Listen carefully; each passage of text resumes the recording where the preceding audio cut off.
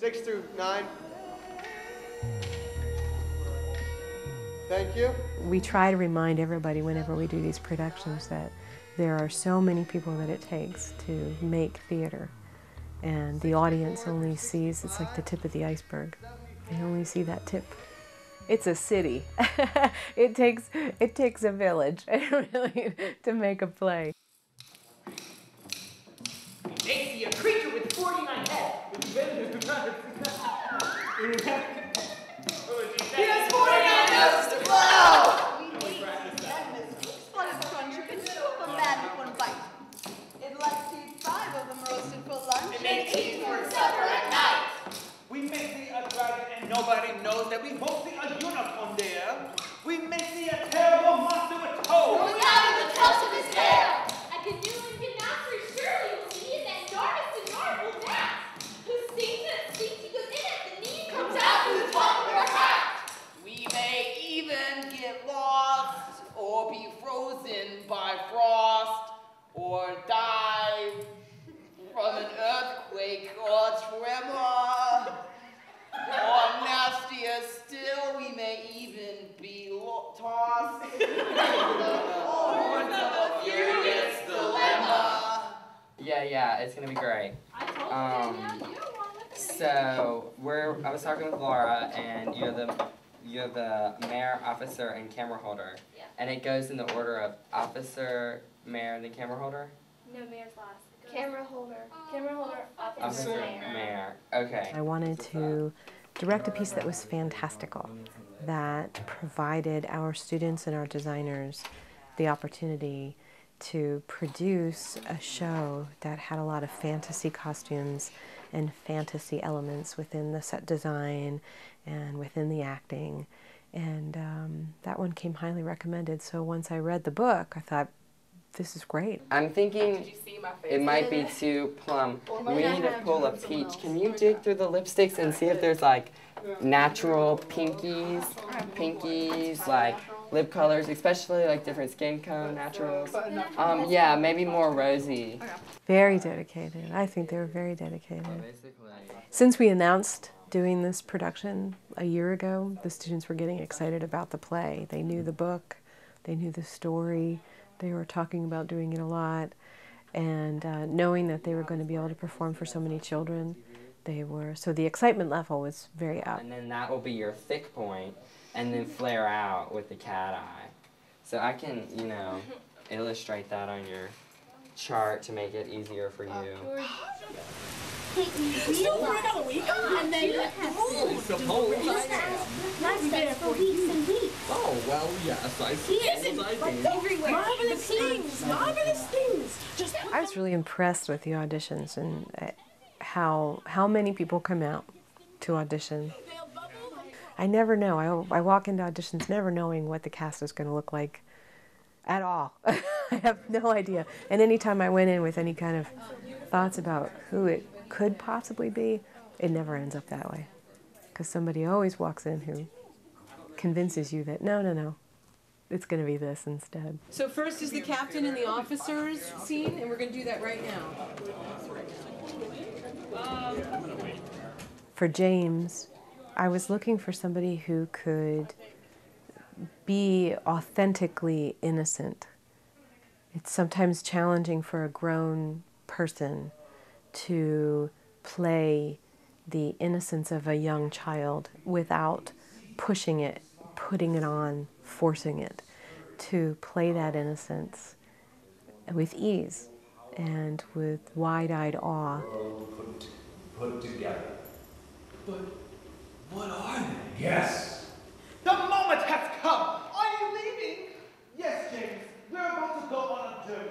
And interestingly enough, the young man who I cast, Jacob, I didn't see that in him initially. I didn't see it at first. And then I remember during callbacks, I put him in and read him in there and suddenly saw something in him that I hadn't seen initially. And I knew in that moment that he was James, that he was definitely going to be our James.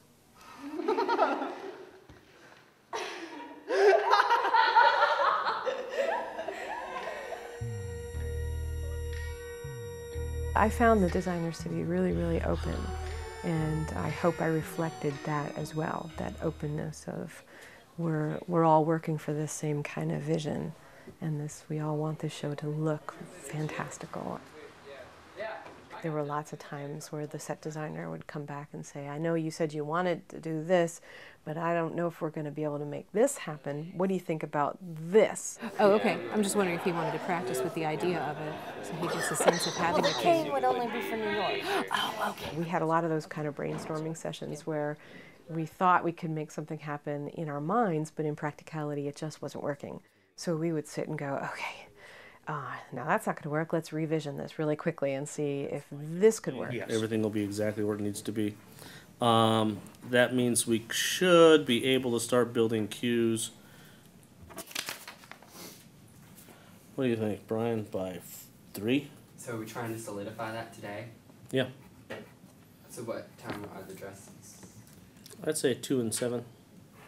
We decided we didn't want any of the actors who are playing the insects to appear to look too human in their form. That was our costume designer's idea of going out and buying a whole bunch of those swimming noodles and using those as the inside of the costume to help create the different abdominal structures of the insects.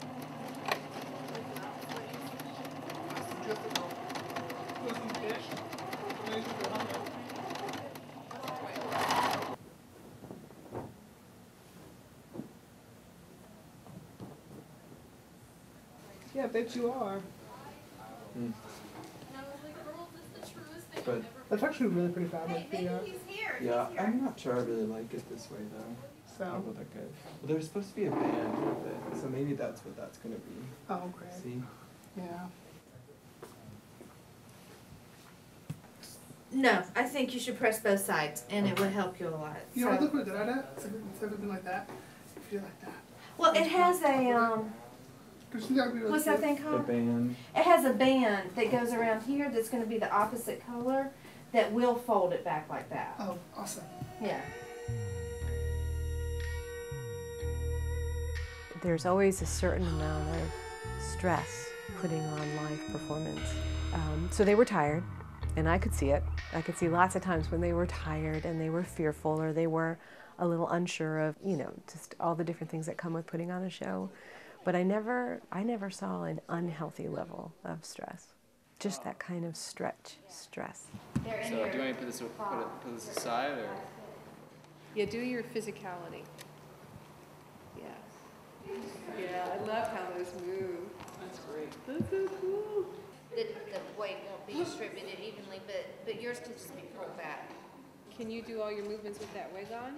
Yeah, we don't want, yeah, that's better. Yeah. Exactly. Yeah.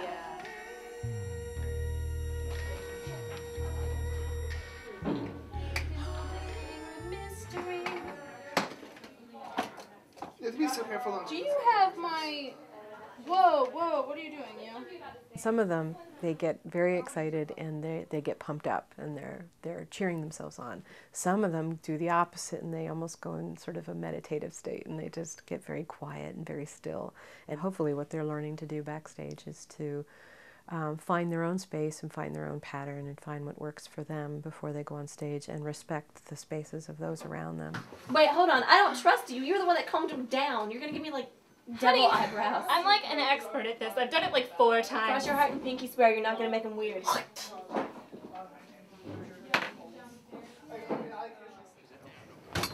Ladies and gentlemen, we are at 15 till go, 10 till places. Thank you. What we try to teach them is to establish a routine. Their backstage routine should be the same as their onstage routine. They should always be in the same place and doing the same thing 10 minutes before they go on stage, 5 minutes before they go on stage. We might see a dragon and nobody knows that we won't see a unicorn there.